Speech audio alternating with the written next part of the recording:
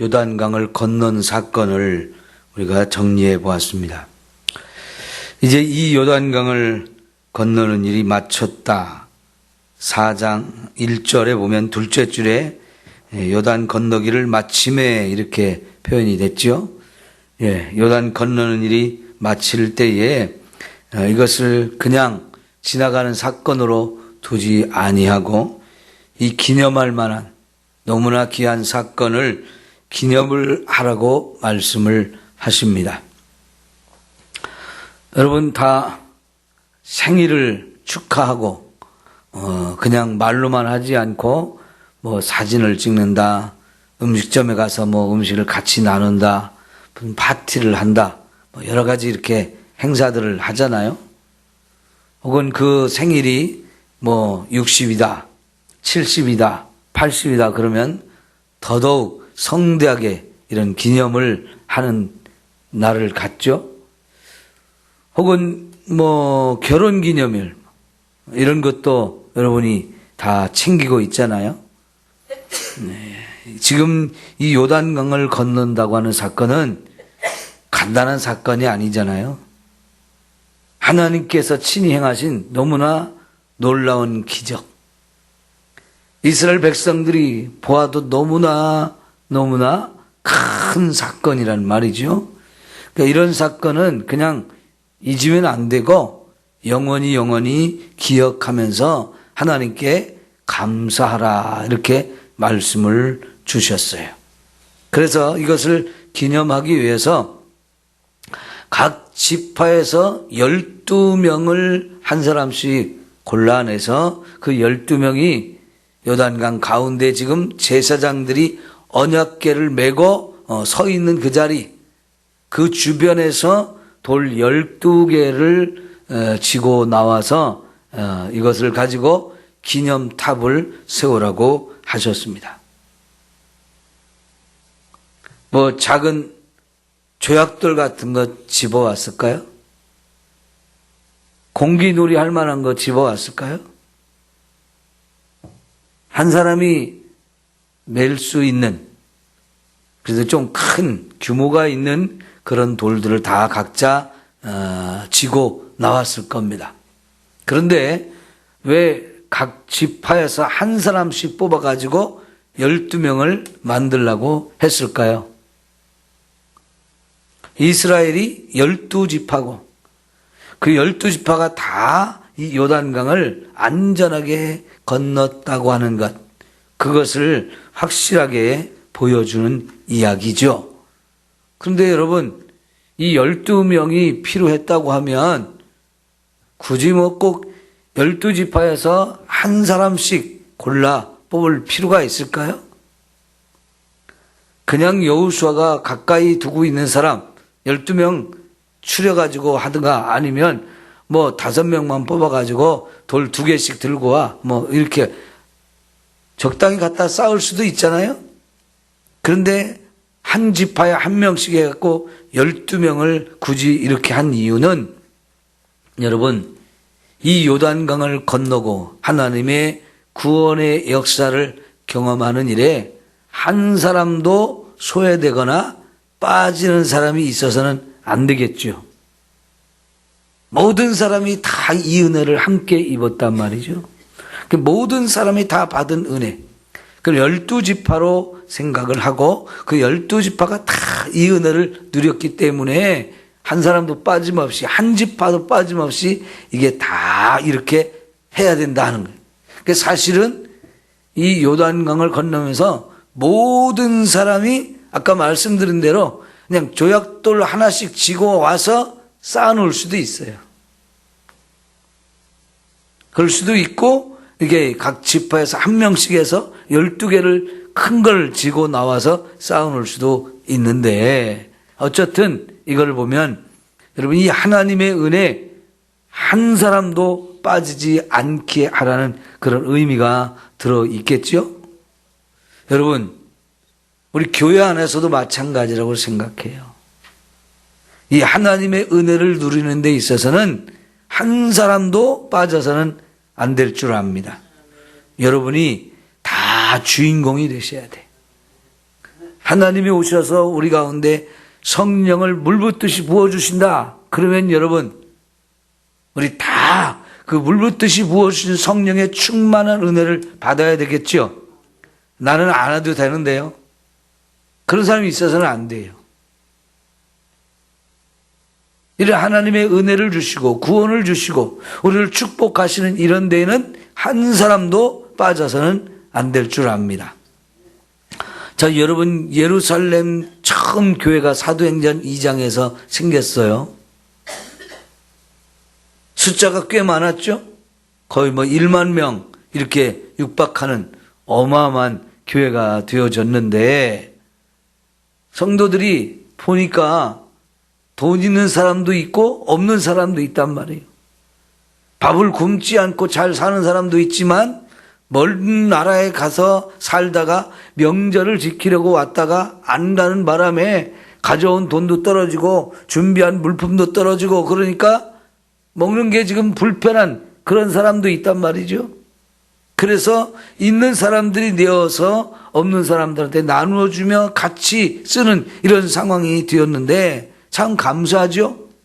그런데 안타깝게 그 구제하는 일에 받지 못하는 사람, 빠진 사람들이 있었다는 얘기. 그것도 본래 이 유대 땅에 살고 있던 사람들이 빠진 게 아니고 다른 나라에서 살다 온 헬라파 유대인들이 빠졌다는 얘기. 여러분, 그러니까 어떻게 됐어요? 당연히 불평불만이 나오는 거지요. 불평불만이 당연히 나오게 됩니다. 그러면 이 불평불만이 나오는 걸 그냥 방치하고 에이, 그 사람들 못 받아 할 수 없어 이렇게 할 건가요? 결코 그래서는 안 되죠. 그 대상이, 그걸 받지 못한 대상이 나였고 그래서 내가 먹지 못하고 지금 굶고 있다. 용납이 돼요? 여러분, 그래도 그걸 참을 수 있어요? 그건 아니라고 생각하잖아요. 그죠? 그래요. 교회 안에서는 무슨 일이 됐든 모두가 같이 나누고 모두가 같이 참여하고 모두가 같이 받을 수 있는 이런 시스템이 돼야지, 이게 뭔가 누구는 받고 누구는 못 받고 누구는 많이 받았는데 누구는 조금 받고 이런 식이 되면 이거는 안 되겠죠? 여러분, 그래서 결국은 이 문제를 해결하는 데 적극적으로 나섰죠. 처음에는 사도들이 그 일을 하다가 불평불만이 나오는 걸 보고 그거를 해결하려고 자기들 나름대로 막 했을 거예요. 그런데 문제는 그렇게 하다 보니까 사도들이 기도하고 말씀을 연구하고 말씀을 전하고 가르치는 이 시간이 부족해진다는 것. 그 일을 제대로 할 수 없다는 문제가 생겼어요. 그러니까 이렇게 해도 안 되겠다. 그래서 결국은 어떻게 했습니까? 7명의 집사를 선택해서 그분들이 이 일을 전적으로 전담할 수 있도록 하니까 빠지는 사람이 없이 불평불만이 다 사라지고 모두가 다 같이 누리고 같이 나누고 같이 받을 수 있는 이런 상황이 되졌죠.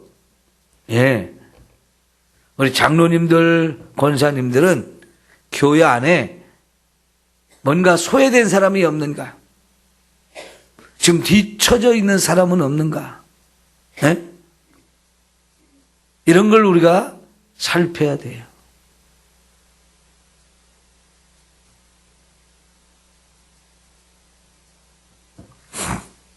요 군산에 저하고 서울신학대학에서 같이 공부한 동기가 3사람이거든요. 그 중에 한 분이 저 나운동에 교회를 개척해가지고 교회를 이렇게 건물까지 짓고, 크지는 않지만 그래도 아담한 교회가 하나 있어요. 그 교회가 5월단 권사님 사시는 아파트 바로 앞쪽에 있어요. 근데 어제 만났거든요. 어제하고 그제 만났는데 저한테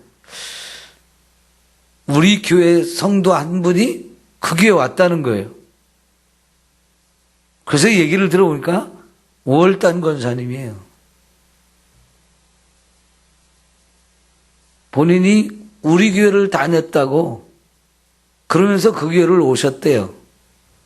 그것도 김준진 집사님도 같이 나가고, 권사님 생신이라고 딸들도 오고 아들도 오고 해가지고 가족들이 함께 와서 등록을 하고, 목사님한테 자녀들이 자기 어머니 잘 부탁한다고 인사까지 하고 갔대요. 그래서 목사님이 우리 교회에 나왔던 분이라는 얘기를 듣고, 나하고 신학대학에서 같이 공부했던 목사님인데 말씀을 드리고 오셔야지요. 꼭 말씀을 드리라고 했다는데 저한테는 말씀을 안 했더라고요. 그 목사님이 나한테 물어봐요. 혹시 그분이 오셨는데 목사님한테 말씀을 했냐고. 그래서 그렇지 않았다고. 근데 어쨌든 교회 차도 잘 못 타고 눈도 안 좋고 그러신데 가까운데 잘 오셨다고, 하여튼 잘 돌봐드리라고 그렇게 말씀을 드렸는데요. 여러분, 이런 분들을 우리가 잘 살펴야 되잖아요. 한 사람 전도하는 게 얼마나 어려워요. 그죠? 한 사람 전도하기 정말 어렵거든요. 근데 우리 교회에서 빠져나가는 분이 생긴다. 그러면 우리가 정말 긴장을 해야 돼요. 우리가 뭘 잘못했을까?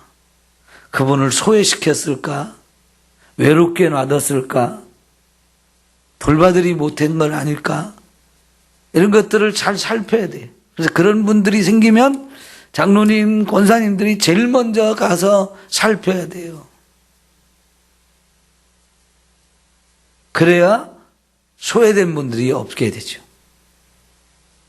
그죠? 권사님들, 장로님들만이 아니고 구역장님들은 자기 구역 식구들을 그렇게 잘 돌봐야, 지금 이번 주에 안 오신 분은 누군지, 왜 못 나왔는지, 이런 것들을 빨리빨리 알아가지고 문제가 생겼으면 교회에 바로 연락을 하고, 그래서 조치가 필요하면 조치를 하고, 이런 걸 해야 돼요. 이런 일에 좀 더 적극적으로 여러분이 관심을 갖고 일해 주시면 좋겠습니다. 자, 여러분 7절, 8절을 보면 이 요단물이 여호와의 언약궤 앞에서 끊어졌나니 곧 언약궤가 요단을 건널 때에 요단물이 깊어 끊어졌으므로 그랬어요. 언약궤 앞에서 요단물이 끊어졌다 그랬습니다. 흐르는 강물이 갑자기 멈춘다. 세상에는 그런 일이 없죠. 그죠? 세상에는 그런 일이 없어요. 물론 여러 가지 그 물을 이용하기 위해서 댐을 쌓거나 보를 쌓거나 해가지고 흐르는 물을 멈추게 하기도 합니다. 근데 지금 여기는 댐을 쌓은 것도 아니고 보를 쌓은 것도 아니에요. 그런데 하나님의 언약궤가 요단강 물속으로 들어가니까 물이 탁 흐르던 것이 멈췄다. 자연의 원리잖아요. 자연의 법칙이고, 높은 데서 낮은 곳으로 물이 흐른다는 것은 자연스럽게 자연의 법칙입니다. 근데 이 자연의 법칙을 하나님이 멈추게 한 거예요. 나중에 뒤에 보면 태양을 멈추고 달도 멈췄단 말이죠. 이 지구와 태양과 달과 밤하늘에 떠있는 수많은 별들이 매 순간 멈추지 않고 계속 운행하고 있잖아요. 하나도 멈춰 있는 게 없어요. 다 돌고 제자리에서 돌기도 하고 또 이렇게 먼 원을 그리며 돌기도 하고 다 돕니다. 움직이고 있어요. 그런데 하나님이 그것을 멈추게 하셨다. 야, 어떻게 가능합니까? 그 모든 걸 창조하신 분이 하나님이고 그 모든 걸 계속 운행하고 계신 분이 하나님이시기 때문에 이런 일이 가능한 거지요. 그러면 하나님 이외에 누가 이런 일을 할 수 있나요? 오직 하나님만이 이 일을 할 수 있습니다. 하나님이 아니고 그 어떤 다른 신이 이런 일을 할 수 있나요? 예를 들어서 여러분, 석가모니가 부처님이 됐다고 합시다. 자기들 말대로, 그 사람들 말대로. 석가모니가 부처가 되면 그 부처가 우주 만물을 창조했나요? 우주 만물을 지금 운행하나요? 우리도 깨달으면 부처가 될 수 있다 그러는데, 누구든지 깨달으면 부처가 될 수 있다 그러는데, 정말 우리가 깨달아가지고 부처가 되면 뭔가를 내가 창조할 수 있고 해와 달과 별들을 운행할 수 있나요? 세상에 그런 신은 없습니다. 그죠? 세상에 그런 신은 없어요.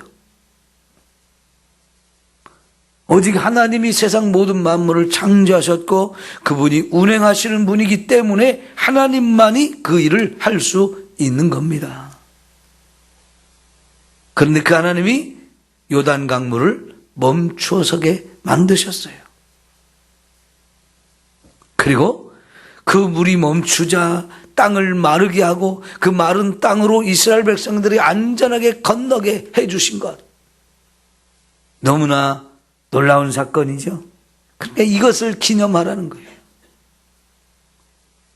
안 그랬으면 이스라엘 백성들이 거기서 다 건너기 위해서 배를 만들든지 무슨 건너갈 수 있는 그런 곳을 찾든지 그거 외에는 방법이 없잖아요. 근데 그런 일을 한 것이 아니에요.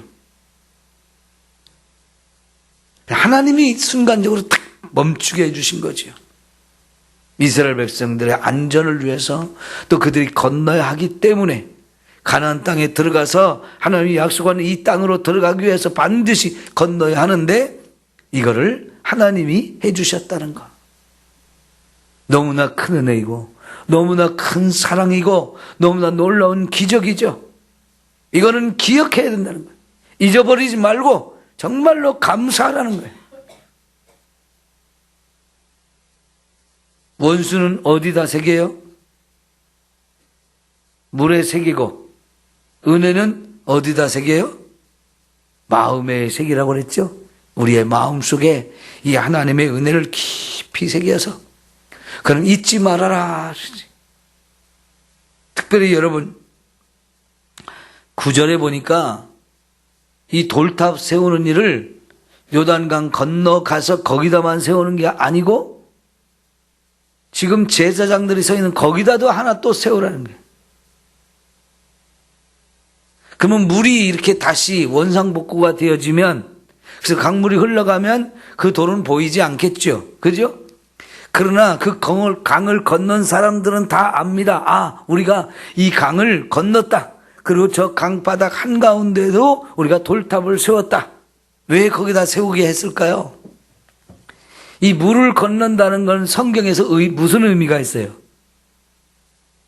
물을 건넌다는 거, 강을 건너고 바다를 건넌다는 거, 이 홍해바다를 건넌 거 무슨 사건, 무슨 의미라고 그랬죠? 이게 세례라고 그랬어요. 세례. 고린도전서 9장에 보면 물을 건너는 것이 바로 세례라고 말씀을 하시잖아요. 홍해바다를 건넌 것, 그것은 하나님께서 이스라엘 백성들을 구원하는 데 있어서 세례를 받게 하신 사건이다 라고 말씀했어요. 그러니까 이스라엘 백성들이 출애굽을 할 때 그 유월절을 지내고 그 밤에 애굽을 빠져나오면서 홍해바다 앞에까지 하나님이 인도하셨죠.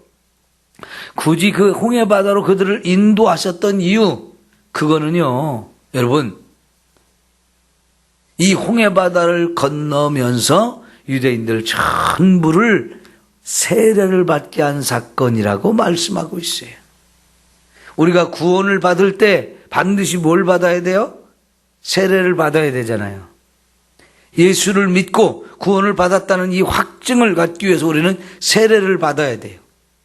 그래서 지금 이스라엘 백성들이 출애굽을 한 1세대가 다 홍해바다를 건너면서 세례를 받았는데 지금 2세대는 그 세례를 못 받았잖아요. 그죠? 못 받은 사람이 많아요. 그래서 이 사람들에게 다시 한번 세례를 받게 하는데 이게 바로 요단강을 건너는 사건이에요. 자, 그러면 여러분 세례라는 게 뭔데 이걸 꼭 받아야 되나요? 세례가 뭔데 꼭 받아야 돼요? 세례는 구원을 의미합니다. 구원. 세례가 뭐냐? 물속에 들어가서 죽는 것을 말해요. 근데 죽으면 끝나잖아요? 그럼 죽으면 안 되기 때문에 죽였다가 다시 살리는 거, 물에서 끄집어내는 거잖아요. 근데 세례는 우리가 죽고 다시 살아나는 것을 의미합니다. 죄로 오염되어지고 더러워진 우리의 육체와 우리의 영혼, 우리의 몸이 완전히 죽어서 죄가 없어지고 죄가 다 씻겨지고 그런 다음에 우리를 다시 살려서 새로운 피조물로 만드는 사건, 이게 바로 구원이고 그것을 눈으로 볼 수 있게 확인해 주는 것이 바로 세례인 거지요. 그러니까 머리에다가 물 3번 찍어 바르는 거, 이게 세례가 아니에요.